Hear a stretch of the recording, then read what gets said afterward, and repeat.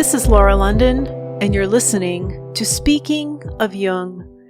Joining us today for episode 51 is Jungian analyst, author, and scholar Ann Casement. She attended the Sorbonne in Paris and the London School of Economics, where she earned her degree in physical and social anthropology, and is now in private practice as a Jungian analyst in London, England. She is a senior member of the British Psychotherapy Foundation and the British Jungian Analytic Association, and is an associate member of the Jungian Psychoanalytic Association in New York and a New York State licensed psychoanalyst. She is also a member of the British Psychoanalytic Council, as well as the National Association for the Advancement of Psychoanalysis in New York. She is a founding member of the International Neuropsychoanalytic Association and has served on the executive and ethics committees of the International Association for Analytical Psychology. Her books include Post-Jungians Today, Key Papers in Contemporary Analytical Psychology, published in 1998, Carl Gustav Jung, part of the Key Figures in Counseling and Psychotherapy series, published in 2001, Who Owns Psychoanalysis, published in 2004 and nominated for the Gradiva Award in 2005, The Idea of the Numinous, Contemporary Jungian and Psychoanalytic Perspectives, along with David Tacey, published in 2006, Who Owns Jung, published in 2007, the forthcoming The Blazing Sublime, a Jung-Lacan publication due in May 2020, and her very own The Analyst's Guide to Jung, set to be released by Phoenix Publications in London next year.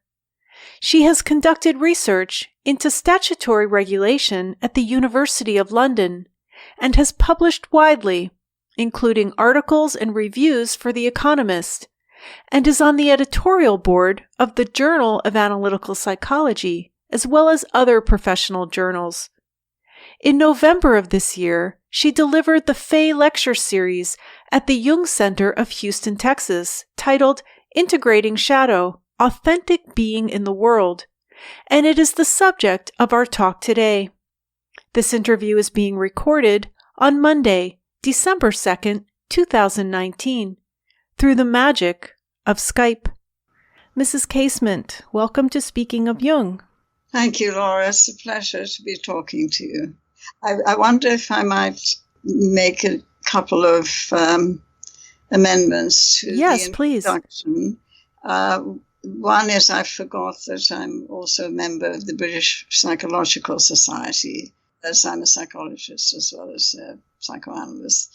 The other is that the research I conducted on statutory regulation was actually at the House of Lords. At the House of Lords. Would you tell us a little bit about that? Yes, I'd be most interested to do that.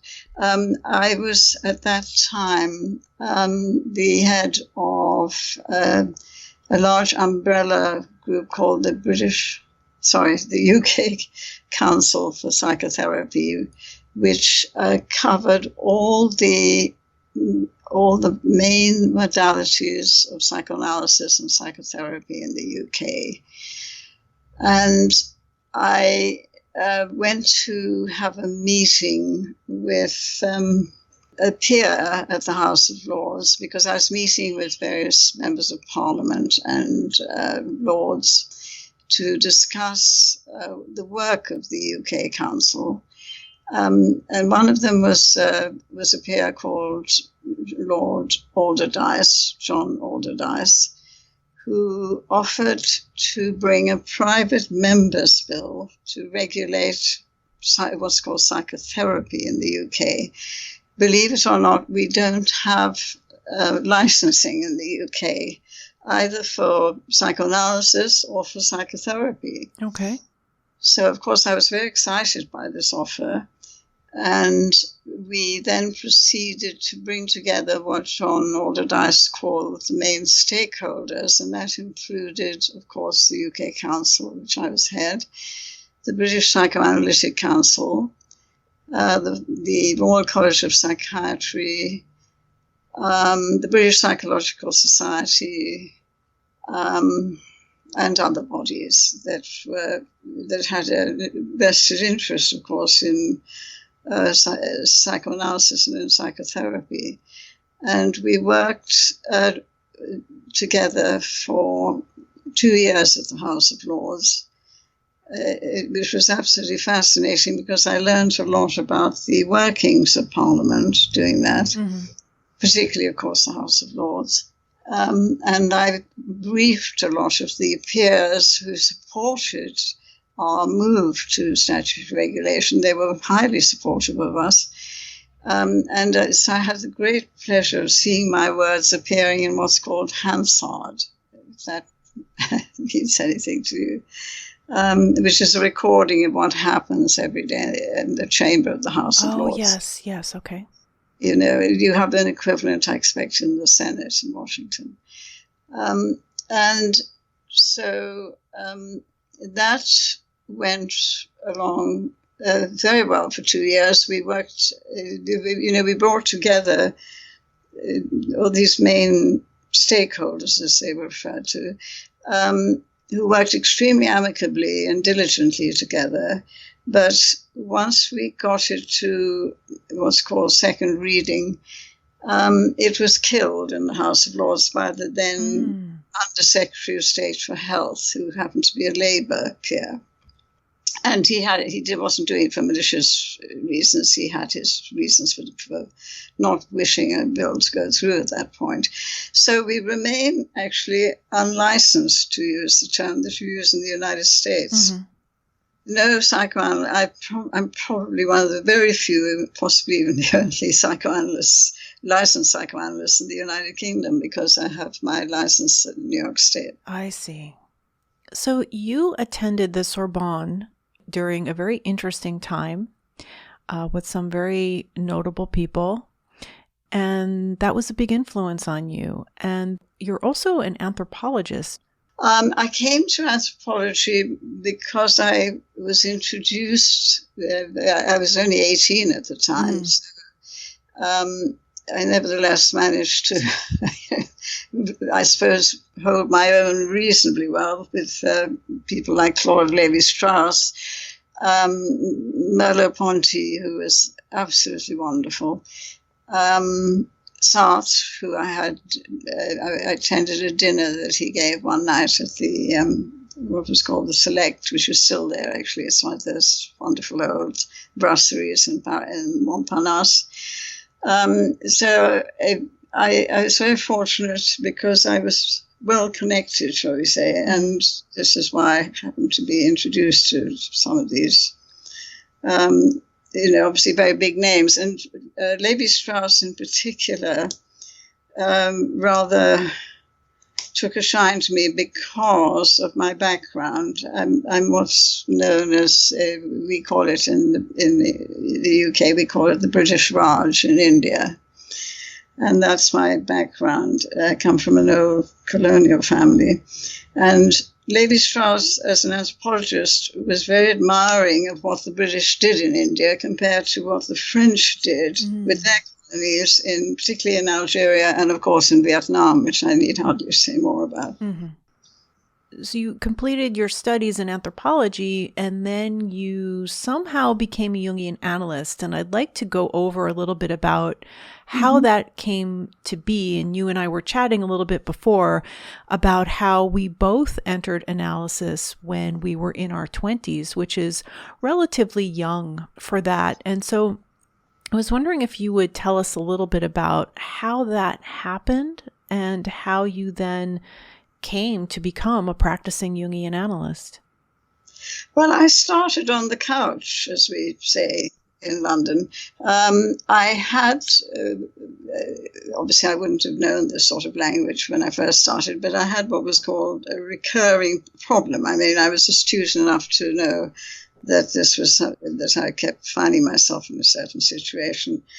And so I eventually went to my, what we call general practitioner here, And he was enlightened enough to say he thought that I might benefit from talking to somebody about this situation. And so I said, yes, I would like to do that. And I went along and I found myself in what I eventually came to realize was a Jungian analysis. Mm-hmm. And that's how I started. That's how you started. And then eventually you had to have received some training as well in order to become a psychoanalyst. And so what did that involve? Oh, that's a very long path, because one can't, of course, just from having a degree go into training, or at least I would advise anyone thinking that way not to do that, because training to be a psychotherapist, let alone a psychoanalyst, stirs up so much unconscious material in any individual, so that the longer one takes before embarking on a full training as a psychoanalyst, the better for the individual, because otherwise, you see people having breakdowns and so on. So I first did my first training as a therapist, and I then spent, I'm sort of going quite quickly over Sure. Various things in life. I then spent many years working in psychiatry, which I came to love, and I became really dedicated to the patients that I was working with. Mm-hmm. And this was National Health Service psychiatry. And I was the head consultant, then had a meeting with me and offered me a consultancy, rather to my astonishment, largely because the work I was doing with some of these highly disturbed patients, combined with their medication, was keeping them as outpatients, which was saving the National Health Service a lot of money. So really, it was just largely a practical move, but also I got on extremely well with the two consultant psychiatrists who I thought were so dedicated to their patients. I was really impressed by that. So now when you were working in psychiatry, was that talk therapy and dispensing medication? Yes. Well, yes. These patients who are either borderline but largely psychotic patients. So one can't really do psychoanalysis. It would be highly dangerous, actually, to try any kind of psychoanalytic dream work or active imagination, as some Jungians practice, which I don't, or even free associating with patients like that, because they're already in dream-like states, free associating all the time. So this was actually where my interest I changed totally as a result of this work in various ways, one of which was that it brought me much more into the mainstream psychoanalytic work, because my work was being supervised by a member of the British Psychoanalytic Society. Would you tell us briefly about the various societies in the UK? I've never had anyone on the podcast from any of them. So I know that it's structured differently than, let's say, here in the United States, where we have the Interregional Society of Jungian Analysts that trains analysts. So how does it work in the UK? I have actually done seminars for the Interregional.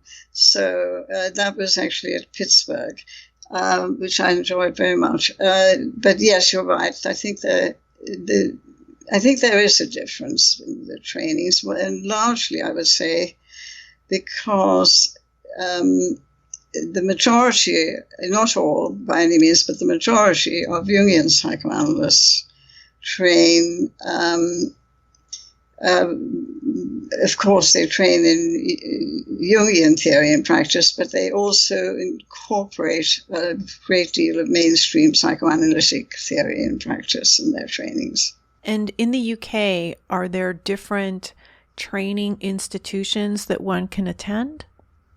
Yes, there have been a number of splits, actually. Mm-hmm. The one reason why I became interested in focusing on Jung's concept of shadow, Yes, because there was so much shadow around when I was first in the Jungian world in the UK.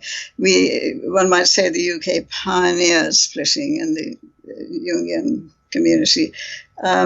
It's now what that's led to is 5 discrete Jungian trainings, all of which are members of the IAP. That is fascinating. And so, because the UK is not as large as the US, so there are 5 different training organizations in the UK. They are varying size, of course. The 2 largest ones, one of which I belong to, are the Society of Analytical Psychology, the SAP, and the other, which I'm a member of, is the British Jungian Analytic Association. Both those groups are what are called developmental Jungian trainings. In other words, they incorporate a great deal of mainstream psychoanalytic theory and practice in their training. Mm-hmm. And the others? There are 3 others which are more Jungian. Mm-hmm. Maybe more classically Jungian? 2 of them in particular, yes, very classical. I'm not my own background, I would say, I function as a developmental, but also as an archetypal Jungian psychoanalyst. And you knew Hillman, didn't you? Yes, I got to know James very well. At first, we were rather wary of each other because, on my part, I admired his writing. I thought he had one of the most beautiful writing styles I'd encountered in the psycho world. But I thought there were all kinds of reasons why I was a bit wary of getting closely involved. Mm-hmm. James, for his part, I think identified me as what he called dismissively a London Jungian. In other words, only interested in ego psychology, as he would. But as we got to know each other better, we developed a real fondness for each other, and I've missed him terribly because he was really one of the great characters of the Jungian psycho world. Mm-hmm. Also, you were around Michael Fordham and Gerhard Adler. Thank you. Yes. Yes. Would you tell us who they were? Yeah, that's very, very important to what I was saying earlier about the splits. To quite an extent, were between Michael on the one hand and Gerhard on the other. Gerhard was I was so close to Gerhard and Hella, his wife, because I found them absolutely fascinating. They had been intimate friends and analysans of Jung's. Mm-hmm. They knew that whole Zurich scene, which I didn't know at all at that time. They knew Jung well. They knew Emma Jung. They knew Tony Wolff. Gerhard had an analysis with Jung himself and also with Tony Wolff, and Hella Adler analyzed with Emma Jung. So they could tell me give me first-hand accounts of Jung and the whole circle around him, which was absolutely fascinating, of course. Mm-hmm. Michael, I didn't know that well, but he was so generous to me because I was asked by the Journal of Analytical Psychology to write about the splits in the UK for the 40th anniversary of the journal. And so I went around interviewing everyone for that. And Michael gave me a whole day of his time at his home in Buckinghamshire. And he was very open with me. Obviously, everything I wrote, I sent to each of these people to vet before I published it.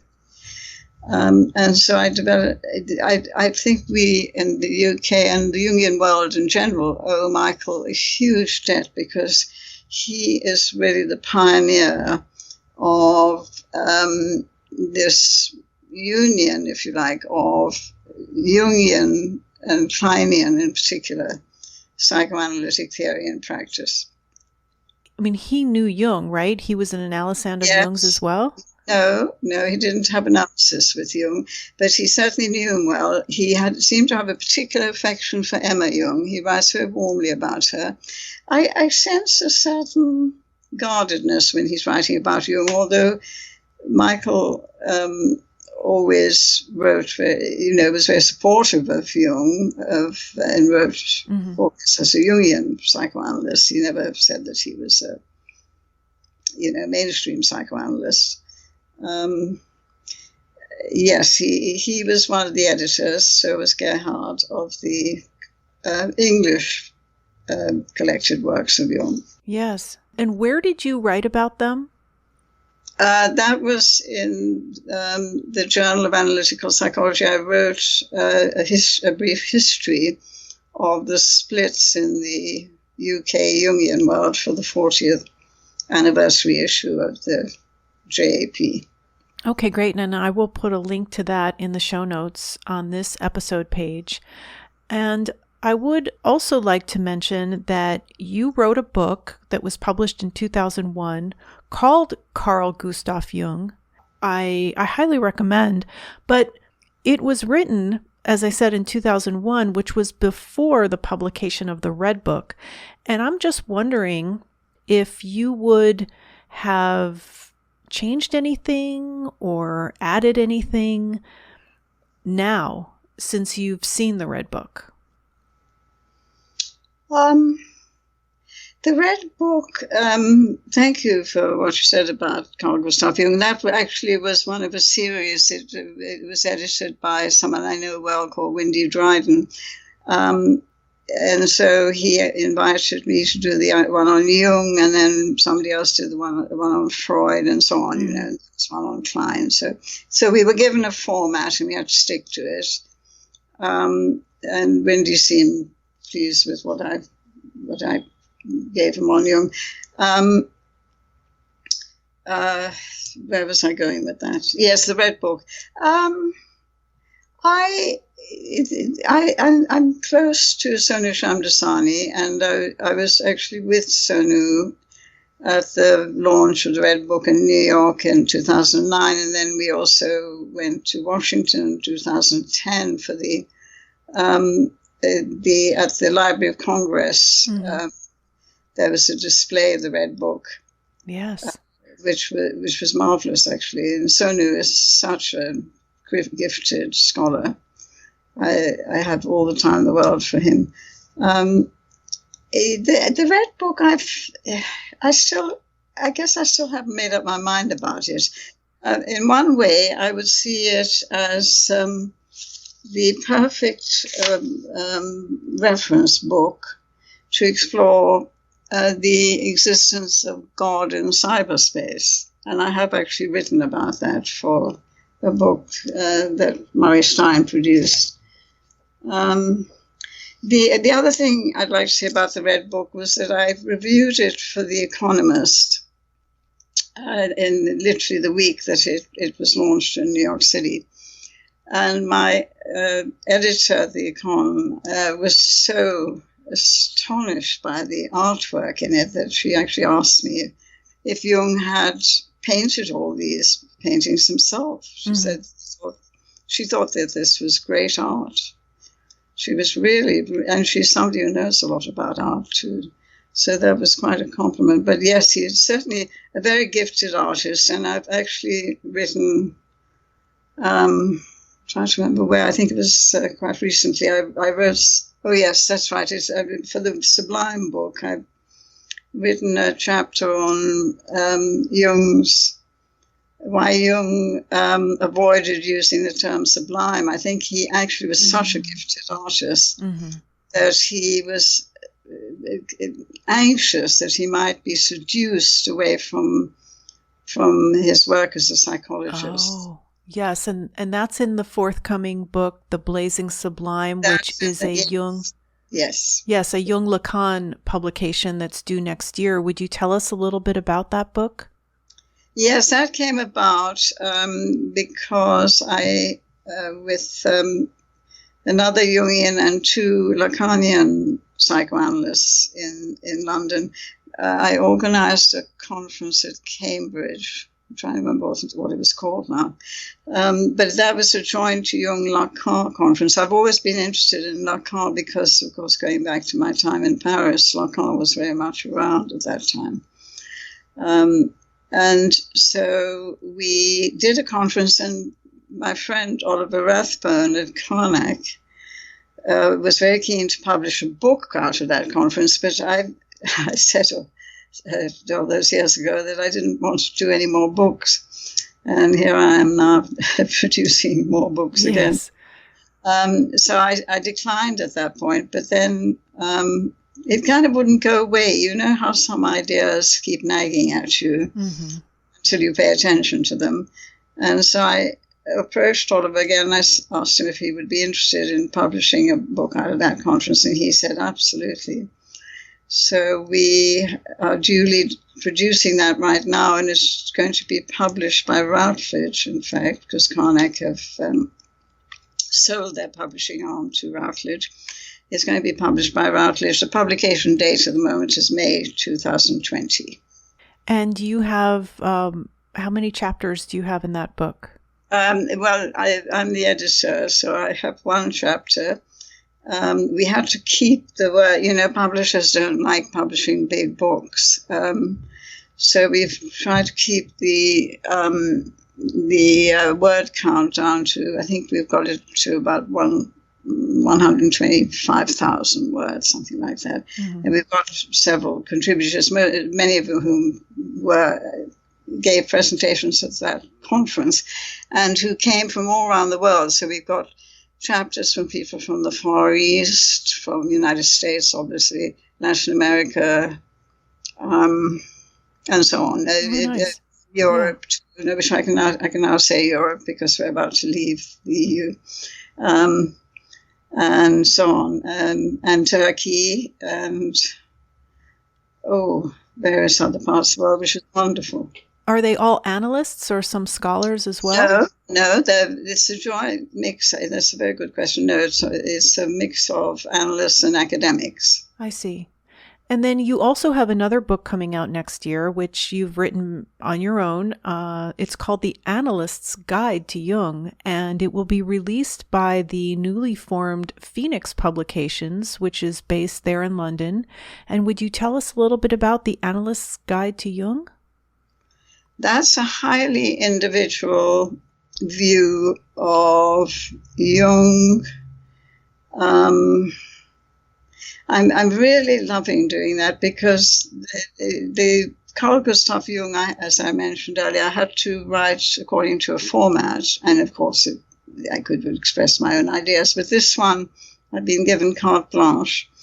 And so it's really the accumulation of 55 years of being in the Jungian world, which has been distilled into this new book. Could you give us any surprises in there? Anything? One or two I'd like to keep till the publication, because okay. I have got one or two rather wonderful surprises in there. It is quite a critical account, I'd have to say. I tend to look at everything. I don't look at life through rose-tinted spectacles. Mm-hmm. I tend to have quite a critical eye. So I'm looking at Jung and some of his concepts and some of his ways of practicing in quite a critical way. I'm not in any way trying to be destructive of Jung for obvious reasons, because after all, I've dedicated most of my life to working in the Jungian world. It's very individual. Let me think. Are there any things I can? There are one or two surprises. I even surprised Sonu by telling him something that he had before. But I don't want to.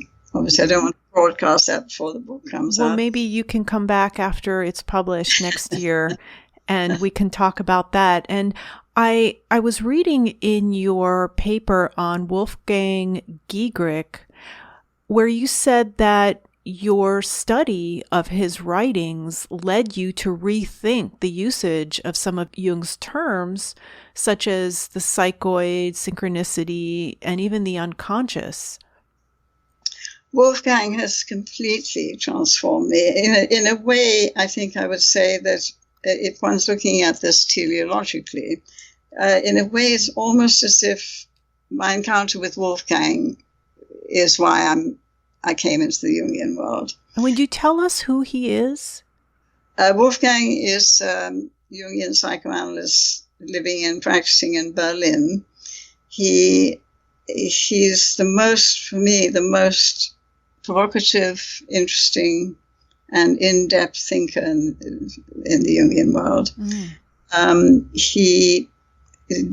I think his academic background is in Oriental studies, and he speaks, I think, a couple of Oriental languages quite well. I come from India, so I was fluent in Hindi at one time, but I obviously don't have Japanese or Chinese, which is unfortunate because I work a lot now in Japan and China, both of which I love.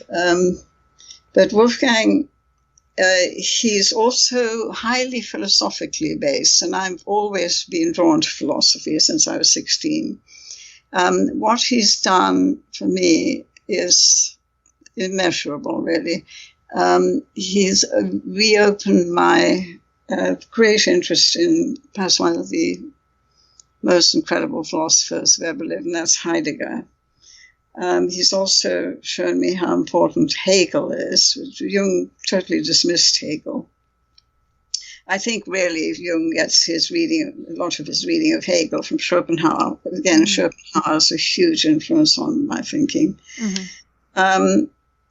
So Wolfgang for me is he writes incredibly well. I mean, he is so articulate. We disagree, actually, and he's very open. I find him one of the most humane, thoughtful men I've ever encountered. We disagree in practice because I value ego development, and Wolfgang and both James and Wolfgang tended to be quite dismissive of ego development. And by James, you mean James Hillman? And James Hillman, okay. Yes. They were very close. Wolfgang started off being an archetypal psychologist and very close to James Hillman way back. And then there was a parting of the ways because James's focus is on image and Wolfgang's focus is on thought and idea. And that's the essential difference between them. And my own leaning is really to the intellect and to ideas. And so I found in Wolfgang, I suppose what I was always looking for, although I hadn't realized I was looking for it, and that was someone with whom I could develop my thinking, which I've spent my life doing, really. But Wolfgang specifically in the psychoanalytic world. In your paper, you talk about his use of the word soul. And you mentioned that one cannot find the soul in a dissected human being. And he told you, for me, there is no such thing as a soul. The soul does not exist. It is the depth of the logical life at work in what happens, no more. Yes, that's you. Yes, you really are acute. You've absolutely homed in on something so vital there. The reason for that is that's where he's at his most Heideggerian. And if you read Heidegger, this is what Heidegger's a phenomenologist, and for phenomenologists, they're not looking, for theory or what stands behind things. They're just looking straight at something. And I really like that a lot. And I've come to value that enormously too, both in Heidegger and in Wolfgang's work. So for him, there's no substantiated phenomenon that you can call the soul that produces whatever, dreams or unconscious material or whatever. soul for both Jung and Wolfgang is another word for psyche or for mind. It is. And I had difficulty with that because I've always thought of soul in a religious context, but I came to understand how both James Hillman and Wolfgang Giegerich use that term. Jung does as well, of course. As you know, he a lot of the time he refers to soul in his work, doesn't he? Yes. So switching gears here a little bit, you mentioned Sonu Shamdasani, yes. And in your book, Carl Gustav Jung, you point out that Shamdasani disputes that Memories, Dreams, Reflections was written by Jung, and so it is erroneous to refer to it as Jung's autobiography. And I bring this up because it is such a popular book. It is a lot of people's introduction to Jung and Jung's thinking and Jung's life. And I know that the Philemon Foundation is doing something, is republishing that book. They're working on that. So I was wondering if you would just share your thoughts on what the story is with that book. Have you interviewed Sonu? I haven't. I have not reached out to him. Actually, I honestly, I'm quite intimidated. Oh, he's a wonderful person. He's and really you would have nothing to be intimidated about. He's really wonderful, very generous, and quietly spoken and thoughtful. And he's an absolute fund of knowledge. He's I'm sure, yes. But he's generous with his knowledge. He doesn't try and use it in any way, to intimidate anyone. I'm sure you would find him very. He said absolutely. I'd say him, and if you can get Wolfgang, you would have to. Oh, I would love to. Yes, and I'll drop each of them a line if you like. Thank you so much. I would wait on you, of course, but if you ever wanted to speak to either of them, I'll give them give you a high recommendation. I appreciate that. Thank you. So I think Sonu, yes, he doesn't say the whole book, the whole of MDR, but that a lot of it is what he calls, it's an auntification. In other words, that Aniela Jaffe, who is Jung's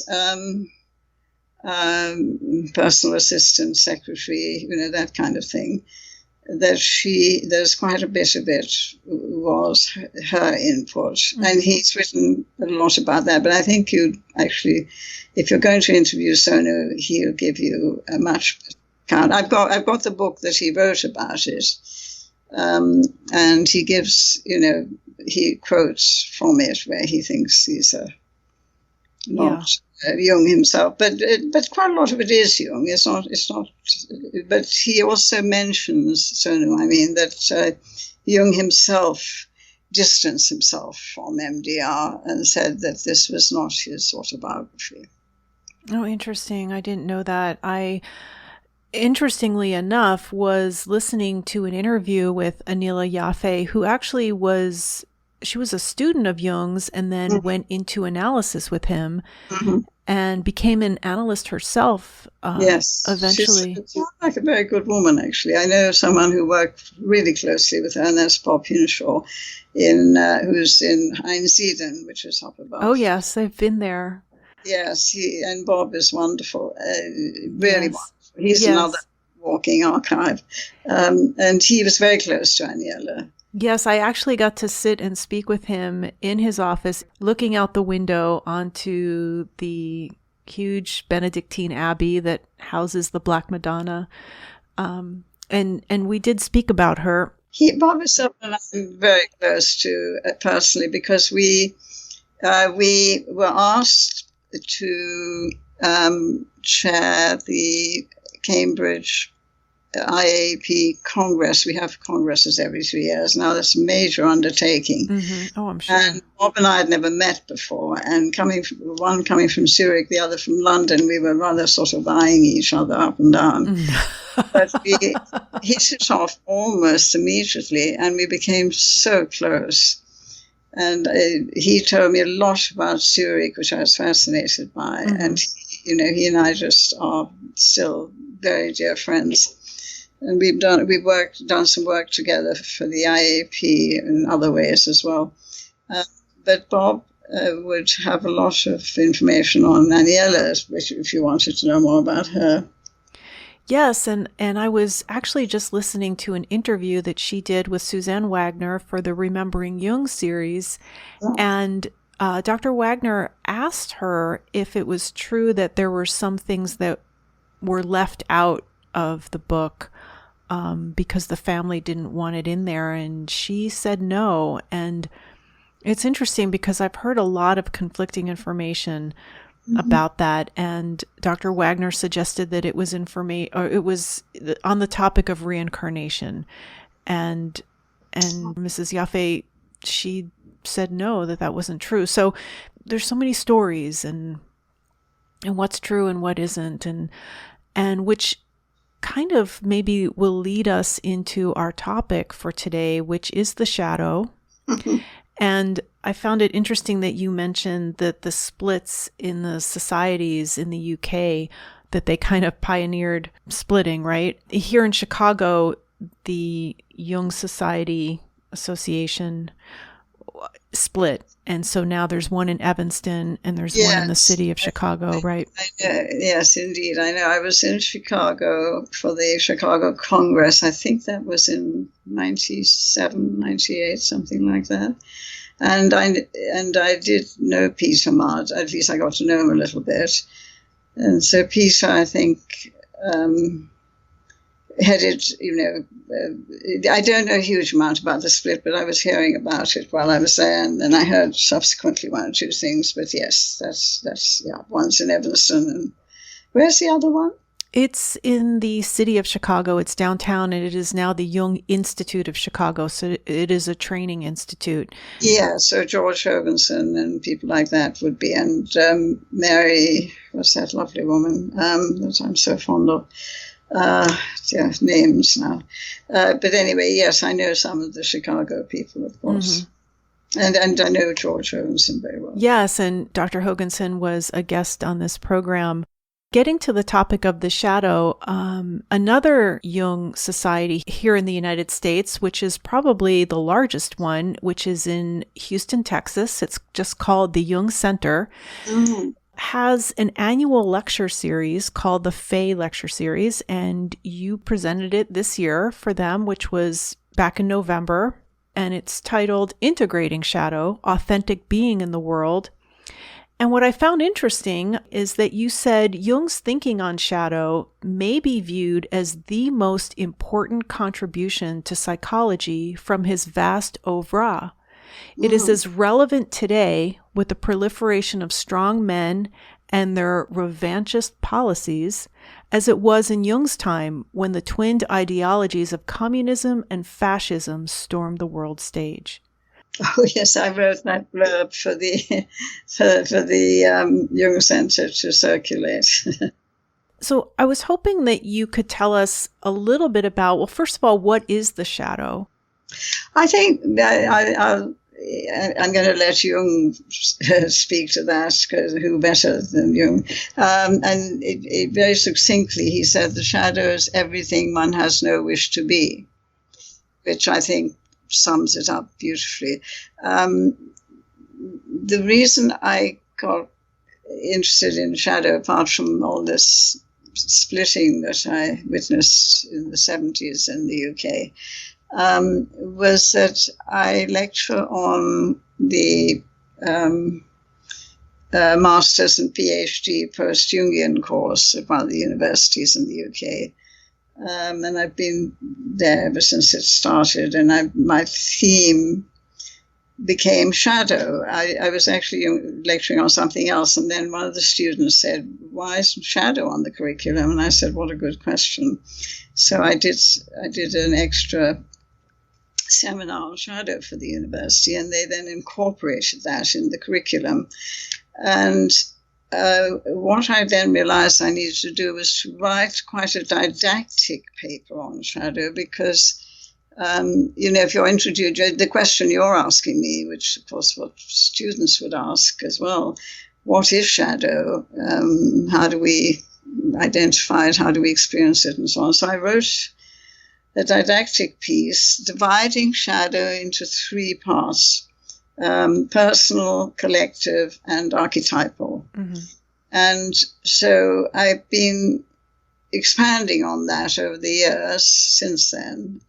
What I did for Houston was to take that as a starting point and say, I've divided it in this way just for ease of getting into the topic. But obviously these are not discrete entities. There's huge overlap between personal, collective, archetypal shadow. And archetypal shadow, and I'd like to just talk a little bit to that. Mm-hmm. Archetypal shadow is what Jung would identify with evil. Now, it's important once we start looking at evil to realize that actually the whole of Jung's vast is actually grows out of the Christian West. It can't. Right. It's rooted in the Christian West. Yes. It can't come from anywhere else. Particularly his lifelong fascination with these notions of good and evil. All the time he's working around these two. And so with archetypal shadow, and I've written quite a bit on that, that's very dangerous, of course, for anyone to go anywhere near that, because if you know Conrad's Heart of Darkness, mm-hmm. That's an extraordinary short story, or long short story, which is the best example I can think of archetypal shadow, where this man goes into 19th century Congo, and he becomes completely consumed by the darkness that lies at the heart of the jungle, mm-hmm. and he himself becomes evil, and he turns everything around him into evil. And so that I would recommend to anyone who doesn't already know it as the most brilliant evocation that I can think of archetypal shadow. Jung is really, what I love about Jung is that he really gets down to it. He's not pussyfooting around. Right. It's good and evil exist. They are there. We have to acknowledge that. And he criticizes Christianity for splitting off evil and trying to kind of clean it up a bit. Mm-hmm. It's just the deprivation of good, and that's evil. Well, it's actually Jung is saying this is a force in its own right.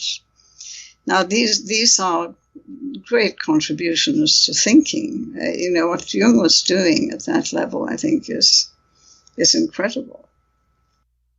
The personal shadow is not necessarily evil, and I get that a lot because that is a running theme through this podcast. It was something that I worked with in my own personal analysis.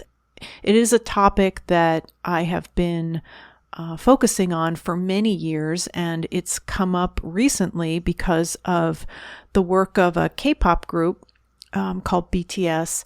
So there's a lot of interest around the shadow right now, and the biggest misconception that I've come across is that it is all dark and evil and foreboding and quote unquote bad. And if we go back to Jung's definition that you mentioned at the beginning, it is just everything that I do not wish to be.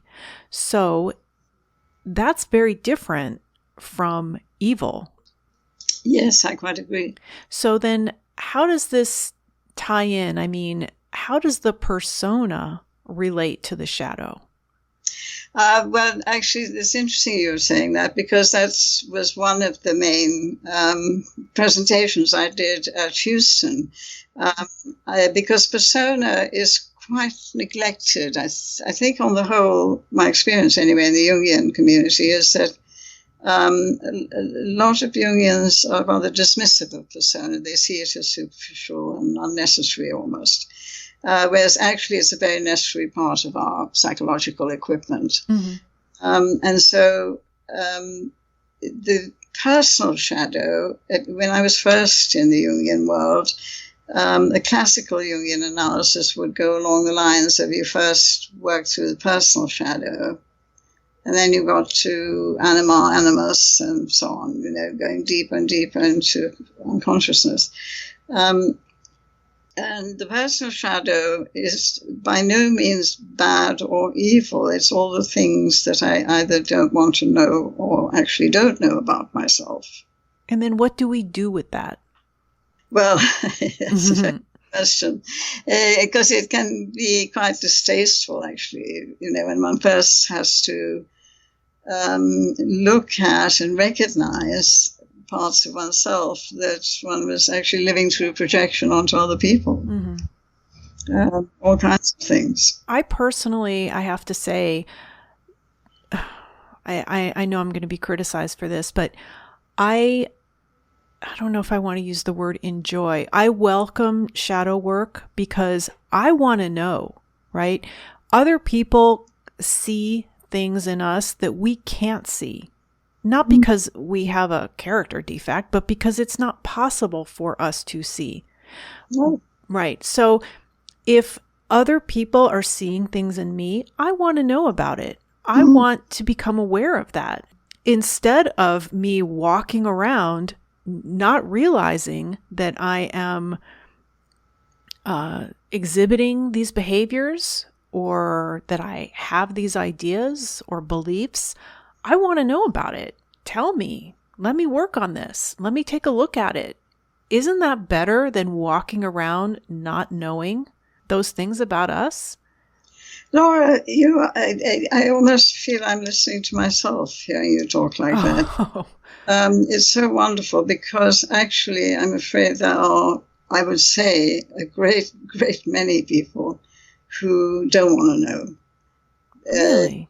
Would much rather live through projection, through seeing all the things they don't like about themselves, seeing them out there. Trump is one example of that. I think that he's a useful container for all kinds of things that people don't want to examine in themselves. Yes. Or themselves. Yes. And so hate figures, I think, serve, useful in quotes because actually, and one does wonder why there is, through the ages, why there's this propensity in humans not to want to know about selves in depth. But it does seem to be a fact of life, doesn't it? Yes. And when I was first in analysis and really, really struggling, I would say to my analysts, why do I have to do this work on myself? Nobody else does. Yes. Nobody in my family does. Nobody around me does. Why do I have to do this? Well, I think that's probably what's meant by the chosen few.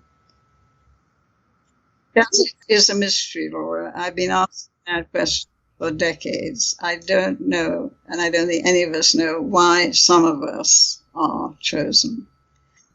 It's the Orestes fate, isn't it? Why is it Orestes in that whole, that family goes back generations, to Niobe.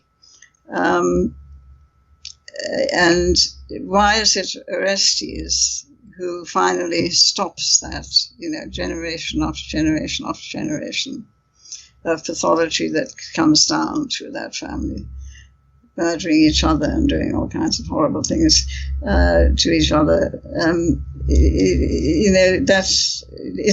That is one of the great mysteries of life. I don't know, have no answers to that one. I believe we have to. That's why we're here.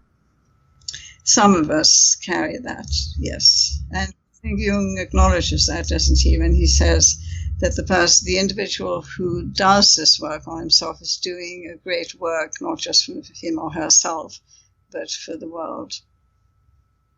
I'd ask her, why do I have to do this? And she said, well, because your life will work better. Yeah, and it does. It's what Jung again was saying, the worst thing is blind suffering. And how much of that do we see every day? People have no idea that they are actually bringing a lot of their misery onto themselves. And not all. I mean, I don't know what it must feel like to be born with certain, disabilities and so on. That must be so terrible to have to live. But a lot of what people call fate, or why the fate's against me kind of thing, is actually self-inflicted. Huge amount. One can't say everything because then one begins to sound rather narcissistic, but a great many things. And we know ourselves that we keep finding ourselves, banging up against the same complex. Right. Over and over again. One can know about something and still actually fall into it. But at least you have some insight into it. You say, oh, there I go again, repeating that complex. Yes. Happens to be.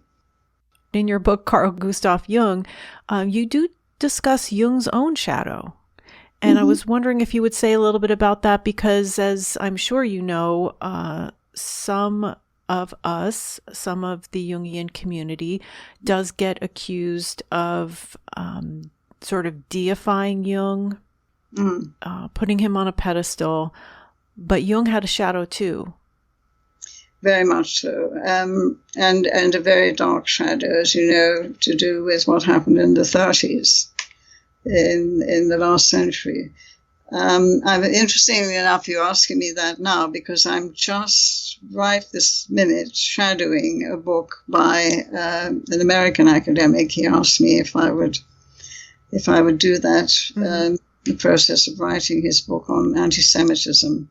And my goodness, the quotes that he has from Jung, it's really horrifying, some of them. I knew most of that already. What happened was a long time ago, for various reasons, I got interested in trying to track down a file on a man in New York called Morris Leon tried to bring Jung to trial at Nuremberg in 1946 as a Nazi collaborator and anti-Semite. And so he sent a file, an account to the Foreign Office in the UK who were attending the Nuremberg trials on behalf of the UK. And so a friend of mine was working in the Cabinet Office at that point, which was part of government, and he got the Foreign Office to send me this file. And in it, Morris Leon, who's a New Yorker, was accusing Jung of founding a cult, a lion-headed cult, and of being an anti-Semite and a Nazi collaborator. And so the Foreign Office looked at it, and they basically said it was junk. And they said the best thing you can do with that is throw it in the wastepaper basket. But nevertheless, there is evidence that Jung. I don't for a moment think that Jung was a Nazi. I do think there are many dubious things that he said about Jewish, the Jewish psychology and so on. And also some of the work that he did at the Goering Institute in Berlin in the 1930s, again, was extremely unwise because he was working alongside Goering, who was a cousin of the Goering, Hitler's right-hand man.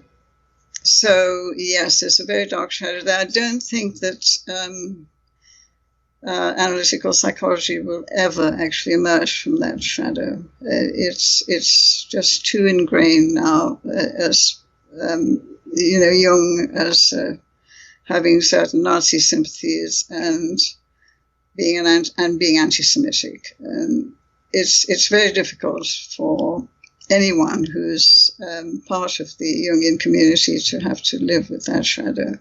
Many Jungians do keep looking into it and writing about it and so on. Geoffrey Cox's book is a very good, I think, probably the most balanced account of all this, if you know that. What is the name? Psychotherapy in the Third Reich, and it's written by Geoffrey Cox, C-O-C-K-S. It's really, you get a lot from reading that, and he takes a balanced view, but he does think that Jung was perhaps unwise in some of the things he said and did in the 1930s. Yes, and on this podcast, in episode 47, I did an interview with Dr. Murray Stein and Dr. Henry Abramovich, on their play about the meeting between Jung and Rabbi Leo Beck. I've heard of Rabbi Beck, so I don't know the play that you're mentioning, but yes. Yes, they co-wrote a play, and the screenplay was made into a book published by Chiron, and we talked about it in episode 47. The play was also released on DVD, and in it they address Jung's anti-Semitic remarks, and then they discuss it. So thank you for sharing that with us. And I was wondering if you also maybe wanted to mention the open letter that was written by Andrew Samuels. Mm-hmm. Yes, which I mentioned at Houston, which is one of the reasons. I think I sent you The Savage Mind. Yes. Andrew and many respected Jungian analysts have this open letter, which I think I said something about it in The Savage Mind. It's accusing Jung of. I mean, I could go on and on about this one. I know. It's Jung and the Jungian community of being prejudiced against people of African and South Asian descent. And of course, I have strong feelings about this because I'm British Indian myself. Mm-hmm. And so I read the letter. I've got it. If you can find it online very easily. Yes, I will put a link to that in the show notes for this episode. I'm just trying to. What did I say about it? Yes, I actually. What I did in that paper, as you saw in that presentation, was to home in on this ghastly phrase, participation mystique. Yes. And I really took that apart. I gave the history of it and what a derogatory term this is, and it's still being used by many members of the Jungian community.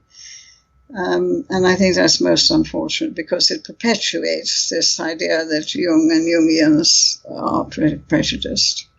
So this really never got resolved. The open letter was written. It was signed by a number of analysts and scholars who support what Dr. Samuels was saying. And it was kind of an apology for not addressing the accusations that were written in a paper called Jung, a Racist, back in 1988 that was published in the British Journal of Psychotherapy. British Journal of Psychotherapy, thank you.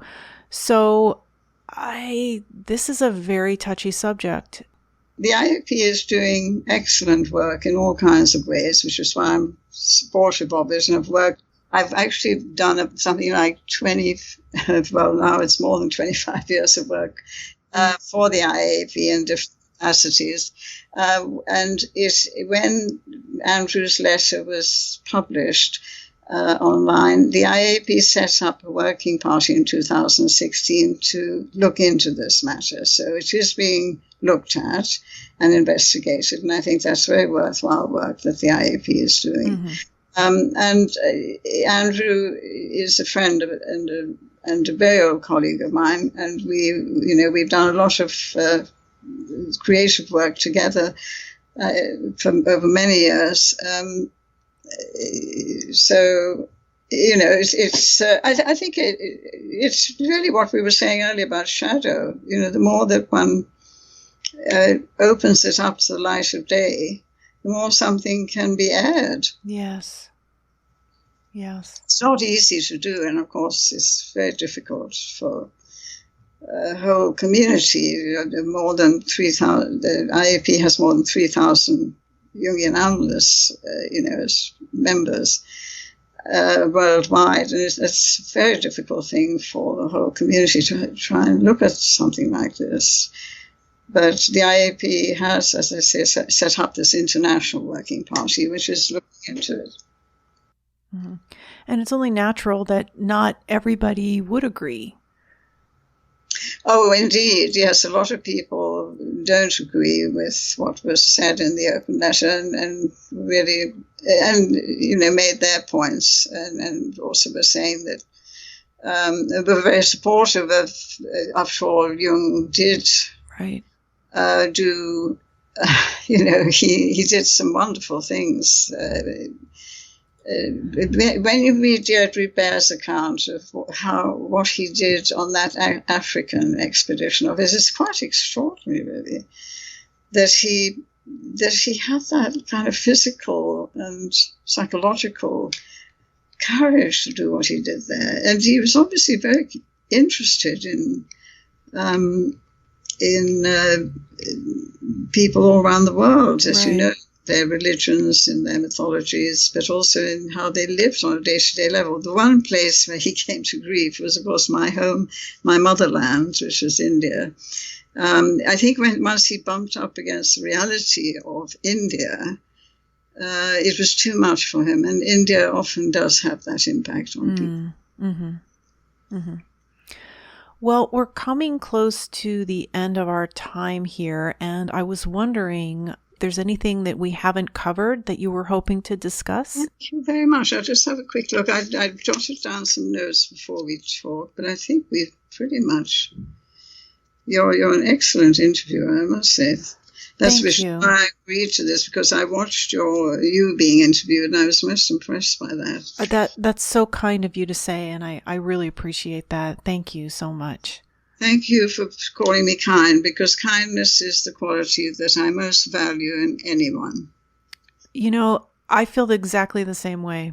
That has really come to mean so much to me. And so when I do see it in others, I like to acknowledge it. It means a lot. Thank you, Laura. Yes. Well, it's been a great pleasure, and I'm sorry we have to finish now, because it's lovely talking with you. I feel I'm talking to someone who's very much on the same wavelength. After we finished recording, we continued chatting, and I mentioned the late Jungian analyst, Professor John Dourley, who was my guest in episode 4. Mrs. Casement wanted to add a few words about him. This is be my tribute, my personal tribute to John, because I did know him fairly well over the years. I invited him to be a speaker at the Jung-Lacan conference in Cambridge in 2014, and then I invited him to contribute to the book, The Blazing Sublime. And so when it came to, he agreed, and when it came to the point where I needed the contributors to send me their material, I emailed John, didn't hear anything. And I thought, that's fair unlike John, so I emailed again. So nothing happened, and I got in touch with his, I forgot what they're called now, but the Immaculate, I think the... Oh, yes. The people in Toronto, where was John from? Was it Toronto? Ottawa, yes. And I've had a very helpful, all that's going to be in the book, The Blazing Sublime. A very helpful, head of that community was a Catholic father, Catholic priest. And also with the woman who wrote a lovely obit on John. And so I've included the obituary at the end of the chapter, and also thank you to the Immaculate. I should know, because I'm a Catholic. That's okay. I'll bring it up right now. It's called the Immaculate.